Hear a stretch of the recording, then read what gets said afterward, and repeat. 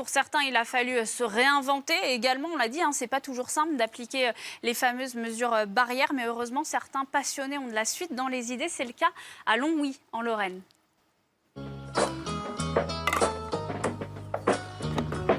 Cette idée nous est venue suite à la première préconisation qui nous a été envoyée par la Fédération française de golf, qui émettait l'idée de relever la hauteur du bogey pour empêcher la balle de tomber dans le trou. Nous, on a trouvé que c'était dommage pour le golfeur de ne pas voir la balle tomber dans le trou, puisque ça fait partie quand même du jeu et c'est un plaisir au niveau du jeu. Et en même temps, ça a imposé des contraintes techniques au niveau des jardiniers, puisqu'ils devaient descendre de leur tondeuse, enlever le bogey pour pouvoir tondre le green et ensuite le remettre à une certaine hauteur.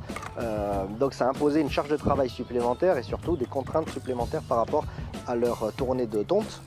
Après avoir testé le produit et s'être assuré que ça fonctionnait ici au golf de Longwy, on a décidé de le partager par le biais d'une vidéo et de le mettre à disposition gratuitement pour que toute la communauté de golf puisse en profiter. Et j'ai eu beaucoup de retours, que ce soit par le biais de collègues directeurs qui sont revenus vers moi pour connaître un petit peu le process de fabrication et voir si c'était compatible avec leur structure. Des associations, des présidents d'associations, des propriétaires de golf qui sont revenus également vers moi, mais aussi des golfeurs qui ont voulu se mettre à contribution pour pouvoir aider leur golf tout simplement. Donc c'est un bel élan de solidarité qu'il y a eu autour de ce procès-là et on est très satisfait au golf de Longwy. C'est vrai que la pratique du golf est un sport que l'on peut pratiquer jusqu'à un âge relativement avancé. Et à partir d'un certain moment, quand on a un petit peu de mal à se pencher, certains golfeurs ont la fâcheuse manie de récupérer la balle avec le putter ou avec la pince au dos de celui-ci, ce qui abîme quelquefois le trou ou le bogey. Donc oui, en gardant le même procédé, on pourra, pourquoi pas, garder ce système-là et en plus qui rentrera dans la pratique du jouer rapide.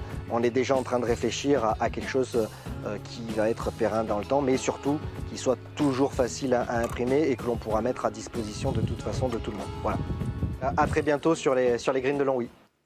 Voilà, Cyril Domingo, donc directeur du golf de Longwy. On la garde pour après, cette invention? Bon, franchement, pourquoi pas? Pourquoi pas? Je me pose juste une question, c'est une excellente idée, rien à dire, très bonne initiative. Après, sur le diamètre du drapeau, je sais que c'est réglementé, donc j'ai du mal à voir l'épaisseur, là, que j'ai pas vu encore de visu. Et puis, il faudrait pas qu'une balle qui fait un rebond et qui va tomber dans le trou rebondisse sur la petite encoche.